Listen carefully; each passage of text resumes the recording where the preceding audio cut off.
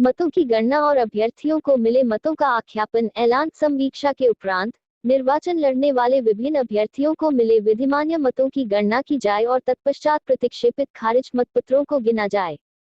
गणना परिणाम की प्रविष्टियां सुसंगत परिणाम पत्र पंच के लिए प्रारूप 16 भाग 1 में, सरपंच के लिए प्रारूप 17 भाग 1 में, जनपद पंचायत सदस्य के लिए प्रारूप -18 भाग 1 में तथा जिला पंचायत सदस्य के लिए प्रारूप -19 भाग 1 में अंकित की जाए। मतगणना पूर्ण होने पर उस स्थान सीट से निर्वाचन लड़ने वाले प्रत्येक अभ्यर्थी को मिले विधिमान्य मतों की संख्या का आख्यापन ऐलान सर्व संबंधित की जानकारी के लिए किया जाए। उल्लेखनीय है कि आख्यापन से अभिप्राय निर्वाचन की घोषणा से नहीं है। इसका अभिप्राय केवल उस मतदान केंद्र में विभिन्न अभ्यर्थियों को प्राप्त मतों की संख्या का ऐलान किए जाने से है। किसी भी स्थान सीट से किसी अभ्यर्थी को निर्वाचित घोषित करने का अधिकार आपको नहीं है। ऐसी घोषणा खंड तहसील मुख्यालय पर रिटर्निंग ऑफिसर पंचायत द्वारा सारणीकरण पूर्ण हो जाने और निर्वाचन का विवरण तैयार हो जाने के पश्चात पृथक से की जाएगी। सिर्फ 23 मतों की पुनर्गणना विधिमान्य मतों की संख्या का आख्यापन किए जाने पर यदि कोई अभ्यर्थी या उसकी अनुपस्थिति में उसका निर्वाचन अभिकर्ता या गणन अभिकर्ता चाहे तो मतपत्रों की पुनर्गणना की मांग कर सकता है, किंतु उसके लिए उसे उन आधारों का वर्णन करते हुए जिन पर वह ऐसी पुनर्गणना की मांग करता है, लिखित में आवेदन करना होगा। उसे ऐसा करने के लिए आख्यापन के पश्चात कुछ समय दें। पुनर्गणना हेतु आवेदन प्राप्त होने पर आप उसमें उल्लिखित आधारों के बारे में विचार करें। आप आवेदन को पूर्णतः या अंशतः मंजूर कर सकते हैं अथवा उस दशा में जबकि आवेदन तुच्छ या अयुक्तियुक्त कारणों पर आधारित हो, उसे अमान्य कर सकते हैं, किंतु आपका ऐसा हर विनिश्चय कारणों सहित लिखित में होना चाहिए। 15 यदि आप पुनर्गणना हेतु प्राप्त आवेदन पत्र को पूर्णतः या अंशतः स्वीकार करने का विनिश्चय करें तो अपने विनिश्चय अनुसार मतपत्रों की पुनर्गणना करें। गणना परिणाम पत्र को पुनर्गणना के पश्चात आवश्यकतानुसार संशोधित करें। किए गए ऐसे संशोधन के पश्चात प्रत्येक अभ्यर्थी को प्राप्त विधिमान्य मतों की संख्या का पुनः आख्यापन ऐलान करें। पुनर्गणना से आशय प्रत्येक मतपत्र की, चाहे वह किसी उम्मीदवार के पक्ष में दिया गया वैध मतपत्र मानकर उसकी गणि में रखा गया हो अथवा प्रतिक्षेपित खारिज किया गया हो, की पुनः संवीक्षा, जांच और पुनर्गणना से है। उपरोक्त कार्यवाही के पश्चात गणना परिणाम पत्र को पूरा भरकर उस पर अपने हस्ताक्षर करें। इसके बाद पुनर्गणना के लिए कोई आवेदन पत्र ग्राह्य नहीं होगा।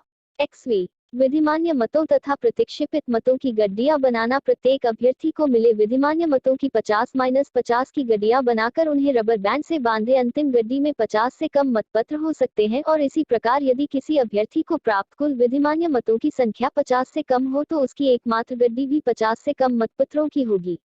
किसी एक अभ्यर्थी को प्राप्त मतों की सभी गड्डियां एक के ऊपर एक रखते हुए उन्हें रबर बैंड से बांध दे और उसके ऊपर गणना पर्ची लगा दे।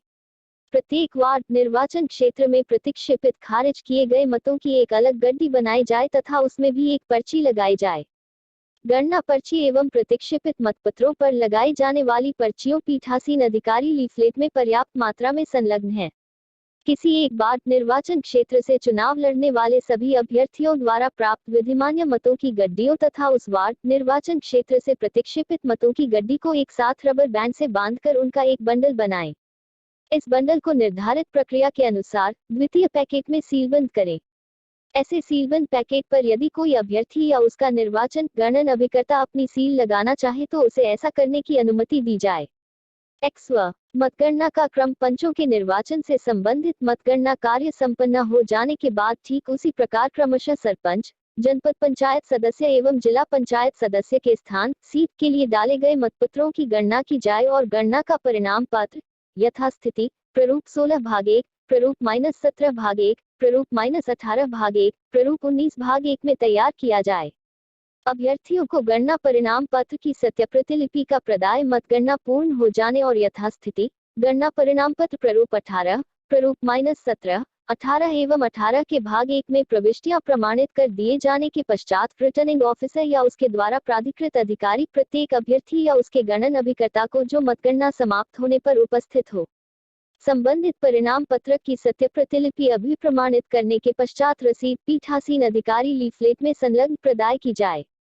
6 उपरोक्तानुसार मतों की गणना कर लिए जाने तथा परिणाम पत्र यथास्थिति निर्धारित प्रारूपों में तैयार कर लिए जाने के पश्चात मतगणना के लिए प्राधिकृत अधिकारी की डायरी भरी जावे तथा उसे फोल्डर में निर्धारित स्थान पर रखा जाए। समस्त पदों का निर्वाचन मतपत्र मतपेटी से कराए जाने के कारण पीओ लीफलेट के संलग्न इसके प्रारूप में संशोधन किया गया है।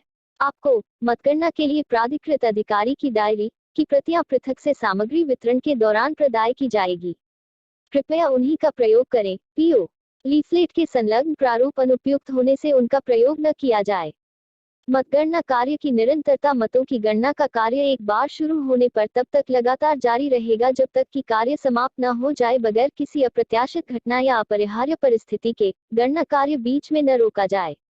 यदि किसी अपरिहार्य कारण जैसे कि तूफान, तेज बारिश, आग, हिंसा आदि से मतगणना बीच में रोकनी पड़े तो सभी मतपत्रों और अन्य कागजों को एक या अधिक पैकेटों में रखकर सीलबंद करें। ऐसे प्रत्येक पैकेट पर अपनी सील लगाए और यदि कोई अभ्यर्थी या उसका निर्वाचन गणन अभिकर्ता भी अपनी सील लगाना चाहे तो उसे ऐसा करने की अनुमति दे। 10. मतगणना के उपरांत कार्यवाहियां। 1. मतगणना संपन्न हो जाने के पश्चात गिने हुए मतपत्र की गड्डियों के बंडल बनाएं और उन्हें सीलबंद करें। एक पंचों के मतपत्रों की गिनी हुई गड्डियों को वार्डवार जमाएं। किसी वार्ड से संबंधित विभिन्न अभ्यर्थियों की गड्डियों को एक के ऊपर एक करके रखें और सबसे ऊपर उस वार्ड में प्रतिक्षेपित खारिज मतपत्रों की गड्डी रखें।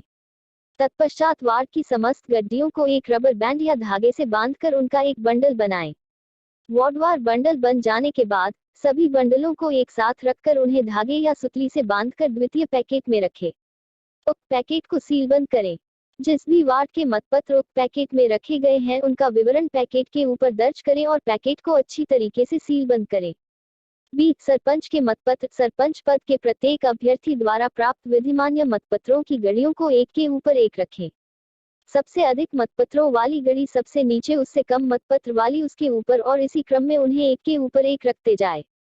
तदुपरांत प्रतिक्षेपित खारिज मतपत्रों की गड़ी सबसे ऊपर रखते हुए इन सभी गड्डियों का एक बंडल बनाएं और उसे रबर बैंड या धागे से बांधकर द्वितीय पैकेट में रखें। सी. जनपद पंचायत सदस्य के मतपत्र। सरपंच की तरह ही जनपद पंचायत सदस्य के अभ्यर्थियों के पक्ष में डाले गए मतपत्रों एवं प्रतिक्षेपित मतपत्रों का बंडल तैयार कर द्वितीय पैकेट में रखें।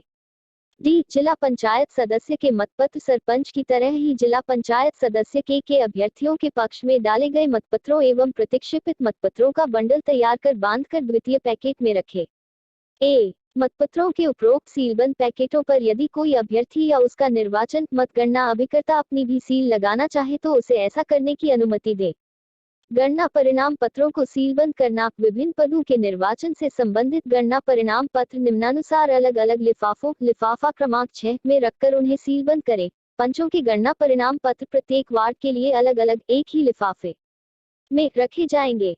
सरपंच का गणना परिणाम पत्र, जनपद पंचायत सदस्य का गणना परिणाम पत्र, जिला पंचायत सदस्य का गणना परिणाम पत्र, पद विशेष से संबंधित गणना परिणाम पत्र को जिस लिफाफे में रखा जाए उसके ऊपर यथास्थान उसकी अंतर्वस्तु का विवरण अंकित किया जाए। लिफाफे को सीलबंद करते समय जो अभ्यर्थी या उसका निर्वाचन मतगणना अभिकर्ता उस पर अपनी सील लगाना चाहे उसे ऐसा करने की अनुमति दी जाए। एवं प्रत्येक स्थान सीट से संबंधित मतपत्र लेखा अलग अलग लिफाफे प्ररूप 15 लिफाफा क्रमांक 5 में रखकर उसे भी सील बंद कर दे। वी. अन्य कागज पत्रों को बंद करना। मतगणना से संबंधित अन्य विविध कागज पत्रों को पीठासीन अधिकारियों के लिए मार्गदर्शिका मार्च 2020 संस्करण के अध्याय 28 में दिए गए निर्देशानुसार फाइल फोल्डर में निर्धारित स्थान पर लगाए पृथक पृथक लिफाफों में रखते हुए उन्हें बंद कर दे। वी. विभिन्न कागजातों एवं विभिन्न लिफाफों को सीलबंद करने, पीओ बुकलेट एवं फाइल फोल्डर में अपेक्षित प्रारूपों को व्यवस्थित संचारित करने तथा अन्य समस्त निर्वाचन सामग्री को वापसी हेतु तैयार करने के उपरांत आपको निर्धारित रूट चार्ट अनुसार सामग्री संग्रहण केंद्र पर लौटना होगा तथा समस्त सामग्री जिला निर्वाचन अधिकारी रिटर्निंग अधिकारी द्वारा निर्मित व्यवस्था के अनुरूप जमा करानी होगी।